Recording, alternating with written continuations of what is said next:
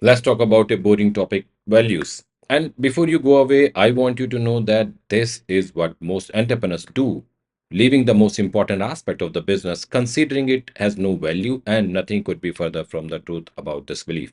Hello, my name is Harish Kesani from Research Digital, and you have probably heard about me on the internet or been through some of my content earlier. And you know that I help entrepreneurs scale their business through automation, digitalization, and presentation. Now, it took me a while to understand the value of values, even in my own company, so I don't blame you for considering it useless. However, once I realized its importance, I couldn't help but not only prepare this for my own company, but also for every other company that I am helping to scale. Yes, it is that important and plays a vital role in the scaling. In this video, I'll share number one, why value is important. Number two, how to build values for your own company. Number three, how to ensure those values are always protected. Number four, use those values in the sales, interviews, and branding. Let's start. Number one, why the value is important. Values are the cornerstone of your dream business, the way you want to build your company. You just go around and look at a few Fortune 500 companies and their values, and you would understand why those companies build their principles and follow them religiously. For example, Google has the value that promote and believes. Number one, democracy on the web works. Number two, fast is better than slow. Number three, focus on the user and all else will follow. Number four, great just isn't good enough. Number five, it's best to do one thing really, really well. These are the guiding forces for the entire company, and their members follow them in their day to day lives. But it wasn't after reading Google or any other company's value that I built values for research. It was out of need that I built them, and this single exercise changed the course of my company. Number two, how to build the values. Okay, know that copying values from some well known company won't work. Why? Because it has to be as per your vision, product, culture you want to build in your company, and market you want to go to. For example, in my company, these are a few values. Number one, plus one policy. Always deliver more than expectation. Number two, delayed project delivery is equal to no delivery. Number three, aim for the elation, not just for satisfaction. Number four, clear, prompt, and solution oriented communication is absolutely must. Number five, utility first and design second.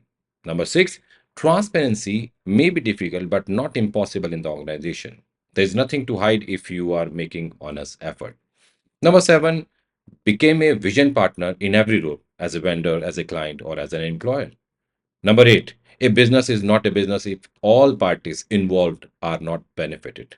And number nine, trust and mutual respect is always greater than authorities and designation.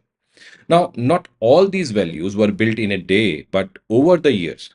I kept adding one by one as the business grew, and I only collected them one fine day by working backward and seeing what were the most important pointers which helped us sell better, retain better, and work better.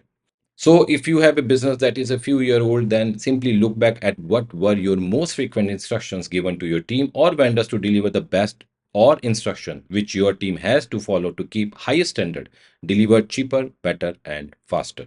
Once you list down the instructions which helped your company perform, now is the time to finalize which ones are the top values which are non negotiable. These are the standards that you want to set and be known for in the industry. Number three, how to protect the values. After finalizing them, your job is to share them with your team, vendors, customers through email, web pages, printed boards, and everywhere within your reach. The idea is to give everyone a sense of commitment to these values. One way I do this with my team is to talk about one of these values in every meeting every time, which are great reminder for them through leadership. I love to see a senior talking about the values and making junior understand how things works here, what are our beliefs. It's your duty to protect and implement these values in the business so that everyone is on the same page and exhibits these values in every transaction, delivery, or interaction. Values are like DNA, a gene that needs to be transferred from you to your core team, from them to rest of the team, and from them to newcomers. Number four, how to use these values in the business. Although one of the major usage of the value is that everyone has a common belief and avoid any conflict. However, values have so much more to offer in sales, HR, and branding. My salespeople, when they talk to clients, usually mention our values and why they should choose us. These values help our clients understand our core beliefs and what they can expect from us at the very least. In my recruitment, I only take the last interview, and that interview is always based on the values. By discussing our values one by one, I come to know the mindset and their future synchronization with the rest of the team. If I see any conflict in the values during the interview, I don't hire the candidate and save our culture as a company. Many of our ads, public copies, LinkedIn posts, and blogs are written around the values, and we exhibit our commitment and beliefs in the public. This gives us an image and gives the right reason to remember us. I hope you are now convinced that even though it sounds boring, values have a special role in a company, and a company without value is a body without soul. Don't hesitate to ask any questions about values in the comment section below. And if you are an entrepreneur who is running a company and super busy making it successful, then I would recommend my new book, Liberating Entrepreneurs, which contains 22 chapters with no fluff and pure value that you can implement in your business immediately.